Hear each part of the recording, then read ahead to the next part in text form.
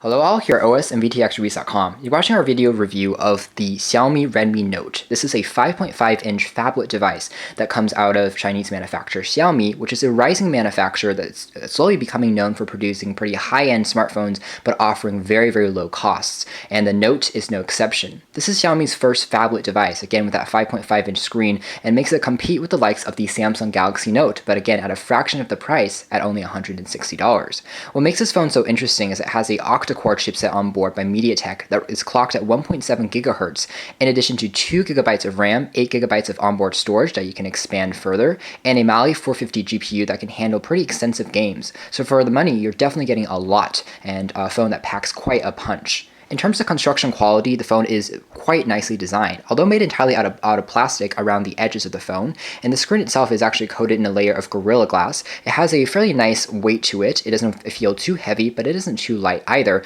Coming in around 200 grams, it's pretty pocketable and easy to carry around with you. So we definitely are fans of the generic kind of slate form factor design. The front device houses a 5.0 megapixel front-facing camera for you to capture and record Skype calls and WeChat calls. There's also a proximity sensor that will automatically dim the screen when you're calling someone and putting the phone next to your ear. Below the capacitive multi-touch-enabled touchscreen, you'll find access to 3 buttons that correspond to the home, the back, and the menu keys. These have been customized by Xiaomi to be red in color, like the kind of design elementation of the phone or the Homey series as would suggest. The left-hand side of the phone features nothing, whereas the top features a 3.5mm headphone jack. The phone is also equipped with stereo Bluetooth to listen to music if you want to use a wireless option. The back features a 13.0 megapixel autofocus camera with an LED flash, and the right-hand side features a volume rocker and a power on and off switch that are pretty tactile and easy to press and risen above the surface of the unit. The bottom of the device features a standard micro USB for charging and syncing. Interestingly, the actual port itself is very square-like, unlike some traditional micro USB ports, but it still is relatively easy to use with the coupled adapter for you to charge and sync information. You'll also find access to the microphone grill on the side there. The back of the device also features the single speaker, which produces pretty good audio quality, but if you want better quality, again, you should probably get a pair of headphones or use the stereo Bluetooth, and you also find the Mi logo. Behind the back cover, you'll find access to a 3,200 mAh battery that lasted us about 2 to 3 days before we had to recharge the phone, which is quite impressive considering the size of this device, and the CPU and all the different components running this device are definitely heavyweight instead of lightweight. Turning device on, you'll be greeted with Xiaomi's MIUI. This is a pretty interesting skin on top of Android, and we say interesting because it reminds us of a mixture between iOS and Android. The benefits of this particular skin is you have access to all your traditional widgets like time and date information. If you wanted to hold on a page, again, we can drag on different applications and icons from the bottom, our different widgets such as our clock. This is a Xiaomi clock, and then we can go home and take a look at that. But at the same time, you'll notice that all your applications are installed in a very grid-like icon reminiscent of most iOS devices.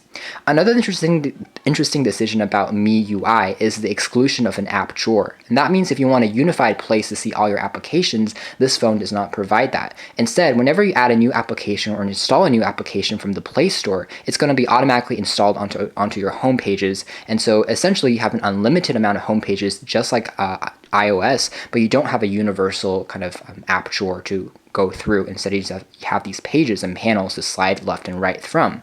So overall, this is definitely a pretty simplistic design and implementation, and we definitely are fans of the look of the MIUI, and we think that it's a great way for people who love both Android and iOS to get something that combines the best of both worlds. It combines iOS's simplicity with Android's ability to really customize to your liking. So we do think that this is a great phone even for first-time smartphone users, but also for people who've been experienced with Android in the past.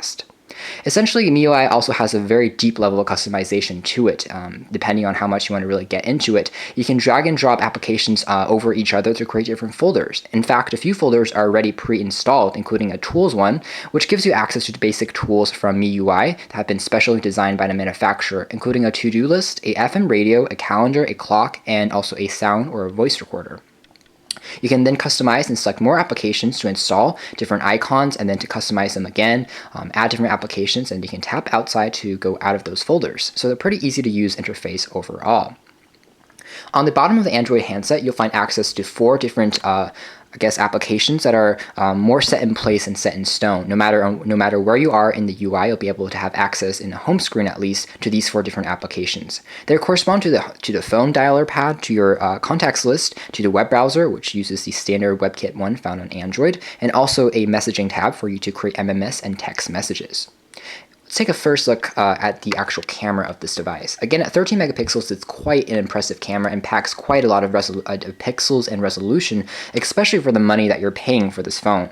You'll find that shots are generally pretty easy to use and shots are pretty fast to be captured. Pressing down the shutter key for an extended period of time will capture multiple images at once, and we found the device to have very little shutter lag, which is definitely great. The device can also capture images with the front-facing camera if you want to take selfies or, of course, talk to other people. Video quality can also be shot at 1080p HD resolution.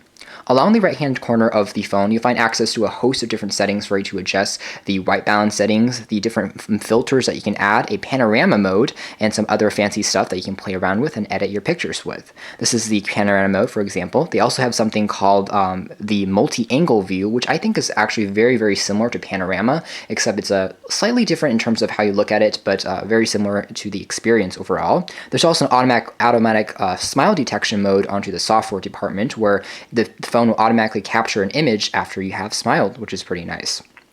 Taking a quick look at some images we've taken with the product, we found that generally in brighter environments, the camera produced very sharp images, and again, quality was quite decent.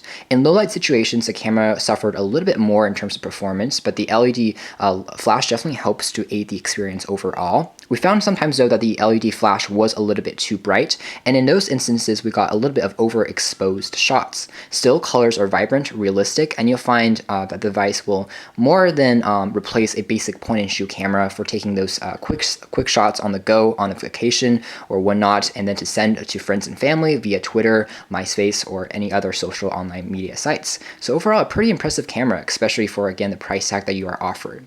Shots, again, are going to be a lot better in bright daylight than they are going to be at night, but you get the gist of it. The colors are sharp, text is sharp, and we overall are pretty impressed. As far as the video recording capabilities of the Xiaomi Redmi Note, we have to say that it's not as good as the image quality. This is because the image stabilization feature is a little bit less apparent, and so if you start shaking the phone, you're going to have a lot of instability in your captured videos. Still, we found that the sound quality for the device with the microphone is extremely strong, and we found that the actual resolution of the 1080p videos to be quite good as well, and you found that it's pretty easy to use also to edit your different videos that you want to capture, and overall it's still a pretty respective performance from the video camera perspective.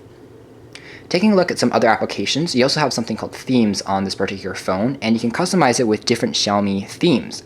Now, sometimes when you're browsing through the Xiaomi interface, you'll occasionally notice that there are a few Chinese characters scattered here and there, and that's because Xiaomi's MIUI has really only been very nascently upgraded to include English and some other foreign languages. And so some of the applications are still kind of only in Chinese, and so it's not the most coherent experience, unlike some other skins such as the HTC Sense skins that you can get also on other devices. Taking a quick look at some other applications on here, as far as the phone quality is considered, we have to say we were quite pleased. Again, the microphone picks up sound extremely well, although we didn't really love the placement of the speakerphone because it's easily covered up by your hand or by a desk or surface. We found it was adequately loud and produced pretty sharp and crisp sounding, speakerphone qualities. However, if you are looking for the best performance, we would definitely recommend either using the earpiece or using the stereo Bluetooth or a pair of 3.5mm headphones. Taking a look at the Play Store, you do have access to all your different applications, and you can sell them relatively fast. Again, with the octa-core processor installed, we were really quite pleased with the performance in general of this particular product. We found that when we were sliding through our home screens, we experienced little to no lag. Granted, MIUI is quite a complex skin on top of Android. There's quite a lot of animations and quite a lot of tweaks that go really beyond just the skin itself. And so because of those attributes, we found that it does take a little bit of acclimation to get used to. And in addition, because it's not a super light skin, you will experience somewhat more lag in some instances than you might expect from a lighter skin on top of Android. However, overall, they are definitely respectable. You just have slightly, have to wait a bit longer for some transitions here and there, but they add, in my opinion, to the visual look of the device, and I'm definitely a huge fan of the MIUI look. Taking a quick look at the web browsing experience on the product, you actually have access again to fully Flash-enabled sites as well, so you can directly use different programs such as YouTube directly from the web browsing application, and then start typing away and search up different sites and view videos from the native desktop view, which is pretty impressive. Pinch to zoom is very at the web browsing experience on the Xiaomi phablet device. You can see that it loads up pages pretty quickly with the octa-core chipset on board. Now it isn't actually as high in terms of ratings as a Snapdragon 801 processor, which is actually a quad-core chipset, and you know, the reason behind that is MediaTek kind of goes behind a different philosophy. They say that more cores is faster, while Snapdragon believes that less cores might not necessarily mean it's slower. It just really depends on the optimization, and there's a whole research and article covering that if you are interested. But again, the respectable performance on this is more than enough to show most web pages, and it will actually show your Flash-enabled content as well. And as you can see, you can zoom in and out, and the screen, although it's not 1080p HD resolution, it still shows up text pretty clearly. So you can really read the text even if it's not extremely zoomed out, thanks to the fact that the screen again is very vivid and has such a large dimension to it. You can see that the New York Times, which is quite a complex page, loads up pretty smoothly and with all the ads as well. So we are pretty impressed with the web browsing experience, as you might expect, overall on the Xiaomi device. Again, of course, you can load up different pages as well from Google. All of them work pretty well for the most part. Taking a look on the other applications installed on this phone, you also have access to a native YouTube client on here as well. So for example, we wanted to play our channel trailer actually, and it will actually play itself back. You can really see the screen here. It's great for playing back multimedia because the viewing angles are really good. The screen has a slightly purplish tinge to it, but it's not too bad, and it still shows up colors quite well, so we are pretty pleased overall with the experience. One thing I will say though is that the screen's a huge fingerprint magnet, so as you can see here, it tracks quite a lot of grit and also your fingerprint smudges as you start using the device. Overall, the interface with all the Google services are applied quite well, and so the interface is really easy to use, easy to customize, and easy to learn, and pretty intuitive. There's also a universal search feature, which is for Google Now, and it kind of tells you to kind of search up your different cards, and then you can use voice search for different applications, like remind me to buy milk tomorrow, and Google automatically save that into your tasks list. So for example, remind me to make an appointment tomorrow. And Google will automatically recognize that, and it tells you to make an appointment in its contacts list. So it's a pretty intuitive interface that kind of ties together all your services.